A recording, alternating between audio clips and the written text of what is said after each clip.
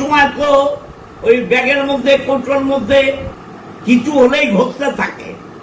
ও কাকে নিয়ে ঘুরতো আপনারা জানেন। আমার মনে হয় ওর মাথায় কোনো গন্ডগোল হয়ে গেছে।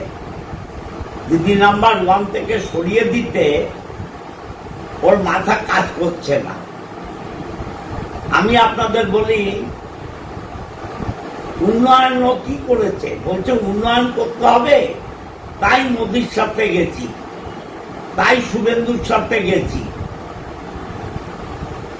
উন্নয়ন কি করেছে বলুন তো? এমপি লাটের যে টাকা, এমপি লাটের যে কাজ, সেই কাজগুলো সম্পূর্ণ তদন্ত হোক। আমি শুভেন্দু অধিকারীকে অনুরোধ করব, তিনি রাজধর্ম পালন করুন এবং রচনা ব্যানার্জির সমস্ত এমপি লাট কিভাবে কাজ হয়েছে, স্মার্ট ক্লাস থেকে, হাইমার্কস লাইট থেকে, হসপিটালের টাকা থেকে, বিভিন্ন এলাকার স্কুলের উন্নয়ন থেকে টাকাগুলো কিভাবে খরচা করেছে, কত টাকা খরচা হওয়া উচিত আর কত টাকা বিল হয়েছে, দয়া করে শুভেন্দু অধিকারী, তিনি 5 বছর লড়াই করে মুখ্যমন্ত্রী হয়েছেন এবং তিনি যারা টাকা পয়সা নয়ছয় করেছে তাদেরকে ধরবার চেষ্টা করছেন। তাহলে এইসব এমপি যারা জনগণের টাকা অন্যায়ভাবে খরচ করেছে, তাদের বিরুদ্ধে তদন্ত করুন এবং ব্যবস্থা নিন। আর উনি তো এমপি হয়েছেন তৃণমূলের টিকিটে, ঘাসের উপর জোড়া ফুলে। তখন মমতাদি অভিষেক কত নাটক। এখন বলছে রচনা ব্যানার্জি ফেস ভ্যালু। আমি শুধু বলতে চাই, মেকআপ ছাড়া একটু ওকে দেখুন যে ওর ফেস ভ্যালু কত।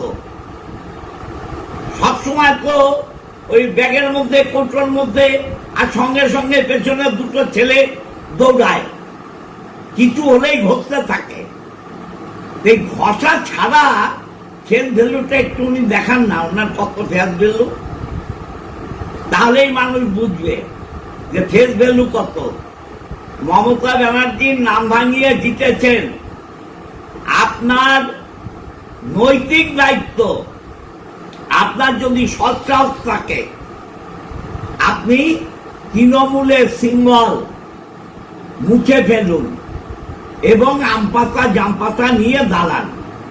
আপনি 1000 ভোট পাবেন না। আপনার একটা মিউনিসিপ্যালিটি ওয়ার্ডে জেতার ক্ষমতা নেই। আমি চুচুড়ায় 2019-এ 21,000 ভোটে হেরেছিলাম রকেট চট্টোপাধ্যায়ের কাছে। আবার 2021-এ আমি আবার প্রায় 20,000 ভোটে জিতেছিলাম। 20,000 ভোটে জিতেছিলাম।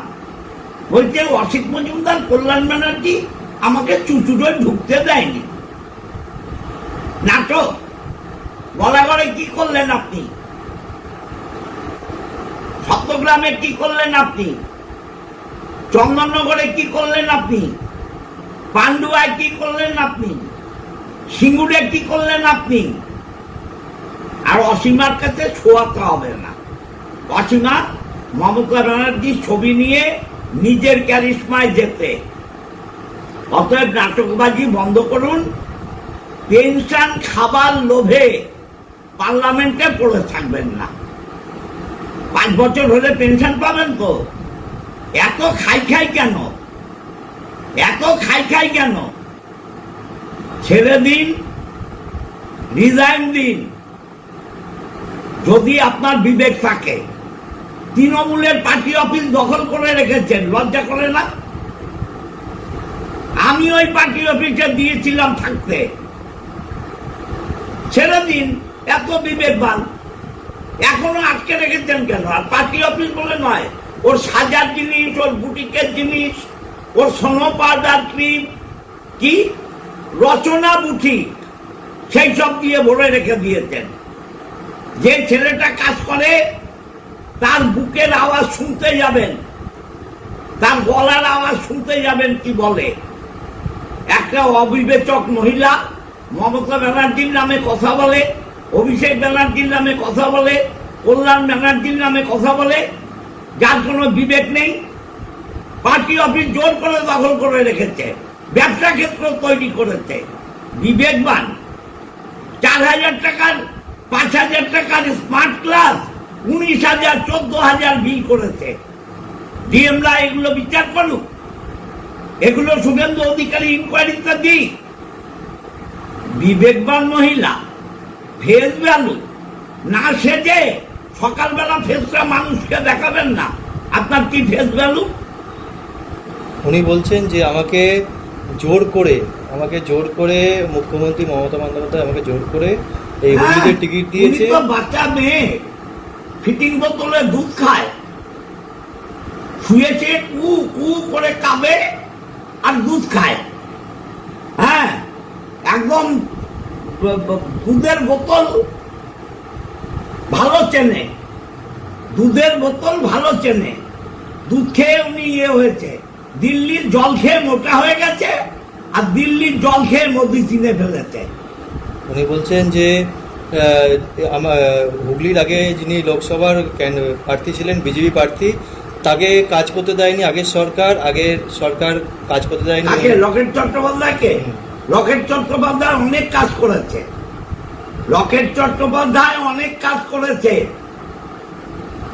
আমি কিছু বলবো না। তিনি আমাদের বিরোধী দলের হলেও তিনি এই 4,000 টাকার 5,000 টাকার স্মার্ট ক্লাস 19,000 টাকা বিল করেনি লকেট চট্টোপাধ্যায়। লকেট চট্টোপাধ্যায়কে নিয়ে রচনা যত কম বলে ততই মঙ্গল। লকেট লকেট, রচনা রচনা। বলছে লকেট চট্টোপাধ্যায়কে হারাতে গেলে যদি তেমনই হতো তাহলে এলো খেলো যে কাকেও দাঁড় করাতে পারতো। আমাকে ফেস ভ্যালু, আমার ফেস ভ্যালু বলেই সেই জন্য আমাকে। ওর ফেস ভ্যালু সকালবেলা ঘুম থেকে উঠলে দেখবেন, ওর আবার ফেস ভ্যালু দিদি নাম্বার 1 চলে গেছে, কান্নায় ভেঙে পড়ছে, নাটকবাজি। এই সিটে হ্যাঁ, রাম শ্যাম যদু মধু গড়িয়া যেখান থেকে যে দাঁড়াতো ঘাটফুলের সিম্বলে মমতা ব্যানার্জির ছবি নিয়ে সেই জিতত, রচনা বলে নয়, যে দাঁড়াতো সেই জিতত। বলছে আমি দিদিকে বারবার চিঠি লিখেছিলাম, কল্যাণ ব্যানার্জি আর অসিত মজুমদার দুজন মিলে, কল্যাণ ব্যানার্জি অসিত মজুমদার দুজন মিলে কে যদি না। ও তো গ্রুপবাজির মাস্টার, আর আমি ওর বাকি লোকদের কথা বলতে চাই না। ও কাকে নিয়ে ঘুরতো আপনারা জানেন। সে হাফ এমপি ছিল, আমার মুখ খোলাবেন না। হ্যাঁ, ডিএম কে, এসপি কে, আইসি কে চমকাতো কে, খবর নেবেন। আর এই চুচুড়ায় কোনো গ্রুপবাজি ছিল না। ও এসে গ্রুপবাজি করেছে, তৃণমূলকে ধ্বংস করেছে, চলে গেছে। মমতা ব্যানার্জির পাপমোচন হয়েছে। বলছে যে অসিতদাকে এখন জেলা সভাপতি করা হলো, যদি জেলা সভাপতি এখন করা হলো, অসিতদার আগে খবর নিয়েছিল অসিতদা কী রকম দুর্নীতি করেছে, কি করেছে না করেছে সেটা সব দল জানে, দল খবর নিয়েই টিকিট দেয়নি। সেই কারণে দেবাংশুকে নিয়ে এসেছিল এখানে টিকিট দেয়। এখন কেন দিল অসিত মজুমদারকে? সে মমতা ব্যানার্জিকে জিজ্ঞাসা করুক না, দম থাকলে। মমতা ব্যানার্জির নখের যোগ্য নয়, সে আবার বড় বড় কথা বলছে। আগে ওই বলে না, সুদ চালুনির বিচার করে, সুচের পদেও ফুটো, আবার চালুনির পেছনেও ফুটো। সুদ চালুনির বিচার করছে। আগে নিজের এমপি লাটের সৎ সাহস থাকলে ওই ইনকোয়ারি করা, তারপরে অন্যের নামে কথা বলবে। বলছে হুগলি লোকসভাতে কল্যাণ বন্দ্যোপাধ্যায় 2 বছর যা কাজ না করেছে তার থেকে বেশি আমি কাজ করেছি। কাজের খতিয়ান দিক, কাজের খতিয়ান দিক, কাজের খতিয়ান দিয়ে মানুষের কাছে বলুক। ন্যাকা ন্যাকা কথা বলে আর দিদি নাম্বার 1 চলে যেতে কেঁদে লাভ নেই। ওর পাপ, পাপের প্রায়শ্চিত্ত দিদি নাম্বার 1 থেকে ওকে ভাগিয়েছে। বলছে চুচুড়ার মধ্যে কত দুর্নীতি রয়েছে, লুকিয়ে রয়েছে, যেখানে চাকরি দুর্নীতি থেকে পুকুর ভরাট থেকে বিভিন্ন অভিযোগ উঠে আসছে। আমি শুভেন্দু ওর অধিকারীকে সঙ্গে গাড়িতে যে লোকটা ঘোরে তাকে নিয়ে ঘোরা বন্ধ করে আমার সামনে আপনাদের মিডিয়া দেখে বসুক। আর আমার কাছে যে কাগজ দেখাবো বালিকা বালি মন্দির স্কুল থেকে রাজহাট স্কুল আর এই হাইমার্কস লাইট থেকে কি দম থাকলে আমার সামনাসামনি বসুক, বলে দেবো ও কি দুর্নীতির কথা জানে। 3 দিনকার যুগী, ভাতকে বলে অন্ন। 3 দিনকার যুগী এসে তোলা 1.5 বছর পার্টি করলো না। বড় বড় কথা। মমতা ব্যানার্জি, অভিষেক ব্যানার্জি, কল্যাণ ব্যানার্জির নখের যোগ্য হবে না। মমতা ব্যানার্জি হতে গেলে ওকে আরো 100 বছর তপস্যা করতে হবে। ওর কথা বাদ দিন, ওকে নিয়ে আমি কিছু বলবো না।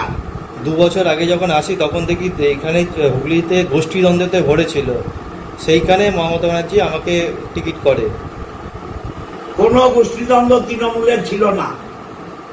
ও আর ওর গাড়িতে ঘোরা লোক এই দুজনে মিলে গোষ্ঠীদ্বন্দ্ব তৈরি করেছে। ওর গাড়িতে কে ঘোরে আপনারা জানেন। সেই এমপি, 2 নম্বর এমপি, 2 নম্বর এমপি আর ও। 1 নম্বর এমপি রচনা, 2 নম্বর এমপি আর একজন, দুজনে মিলে আমার চুচুড়াকে শেষ করেছে। তৃণমূলের আসার আগে তিনি জানতেন না, বলছেন যে তোলাবাজি, কয়লা চোর, মাটি চোর। না না, তৃণমূলের আসার আগেও কি করে জানবে?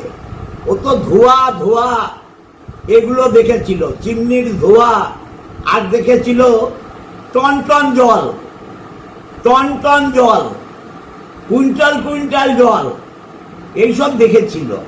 অতএব তখন মমতা ব্যানার্জি ভালো ছিল, ধোয়া উঠছিল, ধোয়া ধোয়া ধোয়া উঠছিল, মমতা ব্যানার্জি ভালো ছিল। আর এখন ধোয়া উঠছে না, মমতা ব্যানার্জি খারাপ, চলে গেছে অন্য জায়গা ডাল দৌড়ে ঝুলতে। দম থাকলে রিজাইন দিক, রিজাইন দিক, রিজাইন দিক। মমতা ব্যানার্জির সিম্বলকে অপমান করার অধিকার ওর নেই। আমজাম বেলপাতা নিয়ে দাঁড়া, 1000 ভোট পাবে না, জান।